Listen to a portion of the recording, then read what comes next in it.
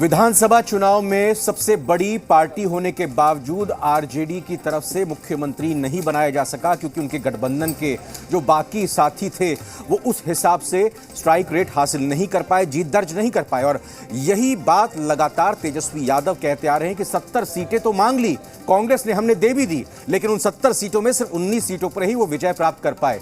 यह आरोप लगातार कांग्रेस पर लगाते रहे। और 2 सीटों पर जो उपचुनाव होने हैं उन उपचुनावों को लेकर भी यही कहा जा रहा था कि आरजेडी ही दोनों सीटों पर चुनाव लड़ेगी। होता भी वैसा ही है, लेकिन कांग्रेस भी अपनी ही तरफ से दोनों प्रत्याशियों की घोषणा कर देती है। अब यह लड़ाई और भी आगे जा चुकी है। दरअसल कांग्रेस को इस बात का बार बार बुरा लग रहा है जब उन पर आरोप आरजेडी की तरफ से लगाया गया कि 70 सीटें ले ली और सिर्फ 19 में जीत हासिल हुई और महागठबंधन की सरकार नहीं बनी। लेकिन अब कांग्रेस ने इन 2 उपचुनावों के मद्देनजर नया हथियार अपने हाथों में लेते हुए कह दिया है कि अगर तेजस्वी यादव मुख्यमंत्री नहीं बन पाए तो इसके लिए आरजेडी के ही 2-3 बड़े नेता जिम्मेदार हैं।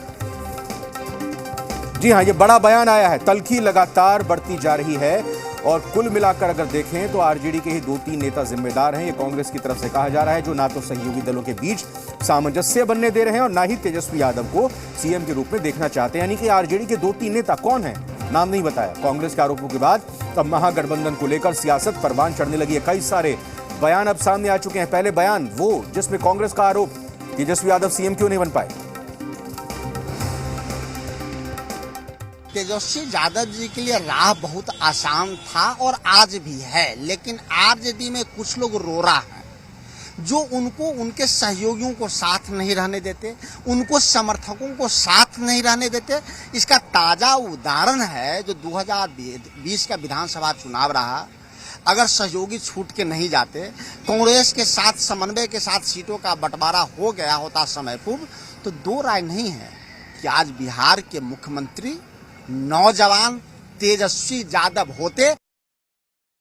राष्ट्रीय जनता दल हमेशा कोऑर्डिनेशन कमेटी बनाकर और सबों को साथ लेकर चलने का काम करते हैं। जहां तक कांग्रेस यदि आरजेडी के नेताओं के बारे में बता रहे हैं, कुछ नेता जो है कोऑर्डिनेशन खत्म करने का काम करता है या तो तेजस्वी को मुख्यमंत्री नहीं बनने देना चाहता है, तो कांग्रेस के नेता बताएं कि राष्ट्रीय जनता दल के कौन ऐसे नेता हैं जो कि इसमें छेद और विघ्न डालने का काम करता है, उसका नाम बताएं। उस पर हम लोग जो है ध्यान देने का काम करेंगे। कांग्रेस का ये कहना सत्य भी है कि आरजेडी में परिवार में द्वंद्व है, पार्टी में द्वंद्व है, लिहाजा आरजेडी अपने द्वंद्व के कारणों से किसी भी स्थिति में कभी भी सत्ता में नहीं आएगी। और आरजेडी को चाहिए क्या? पालकी ढोने वाले।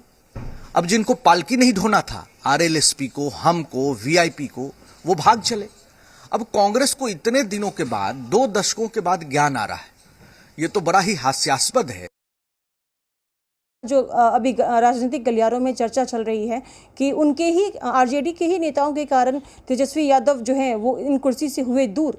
तो मैं बता दूं कि उनके खुद के ही पार्टी के जो नेता हैं, खुद के बड़े भाई, बल्कि मैं कहूँगी तेज प्रताप यादव जी ने खुल के समर्थन किया है कांग्रेस के कैंडिडेट को, जो कि कुशेश्वर स्थान से आंतरिक कुमार जो हैं वो लड़ रहे हैं। और उनका प्रचार के लिए उन्होंने खुल के समर्थन किया है और खुल के उतर गए हैं कि वो कांग्रेस को समर्थन देंगे। इससे तो यही साबित हो रहा है कि दोनों भाई बिल्कुल आमने सामने हैं।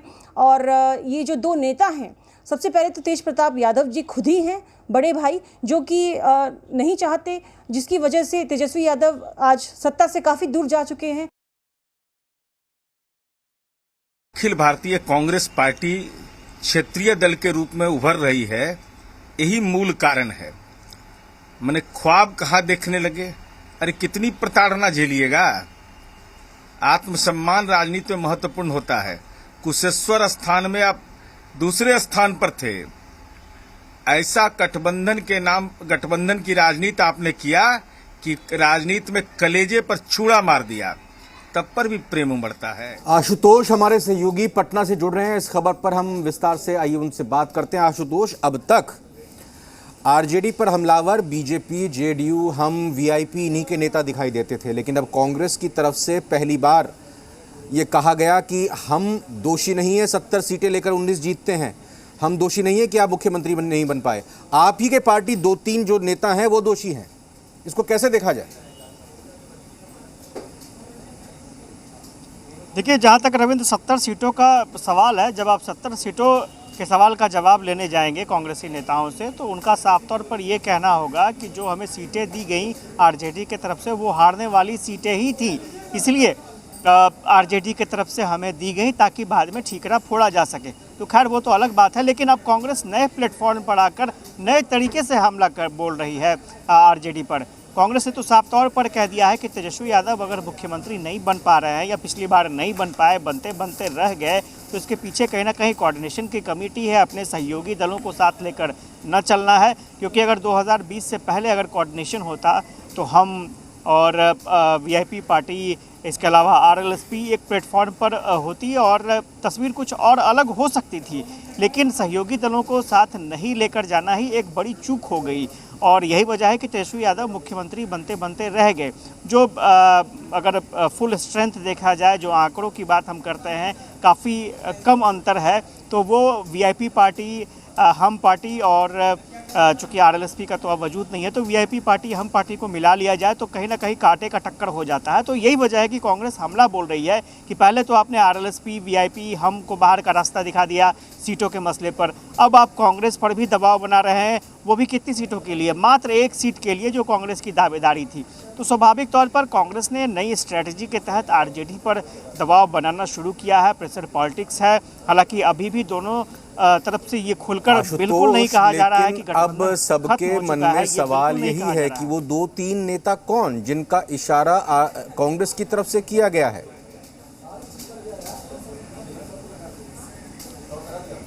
देखिए, बड़ा सवाल यही है कि आखिर वो दो तीन नेता कौन है जिसके इशारे पर तेजस्वी यादव काम कर रहे हैं, जिनका प्रभाव चल रहा है आरजेडी पर, और उन्हीं के प्रभाव में आकर तेजस्वी यादव फैसले भी ले रहे हैं और कुशेश्वर स्थान सीट कांग्रेस को नहीं देने का फैसला भी उन्हीं नेताओं के आधार पर किया गया है। हालांकि कांग्रेस के तरफ से अभी तक वो नाम नहीं बताए गए हैं कि ऐसे कौन कौन से नेता हैं जो बाधा उत्पन्न कर रहे हैं, और मुझे लगता है कि उपचुनाव के बाद शायद उन नामों का खुलासा हो जाए। हालांकि आरजेडी की तरफ से विजय प्रकाश ने साफ तौर पर कहा है कि कांग्रेस को बताना चाहिए कि वो 2-3 नाम कौन है जिनके कारण माहौल बिगड़ रहा है या फिर परिस्थितियां विपरीत हो रही हैं, उसको ठीक करने की कोशिश की जाएगी।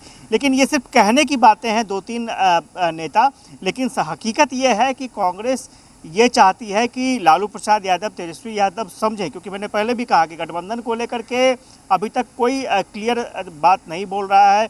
और तेजस्वी यादव ने पहले ही कह दिया है कि ये फ्रेंडली फाइट है, फ्रेंडली फाइट अगर कांग्रेस करना चाहती है तो कोई आपत्ति नहीं है।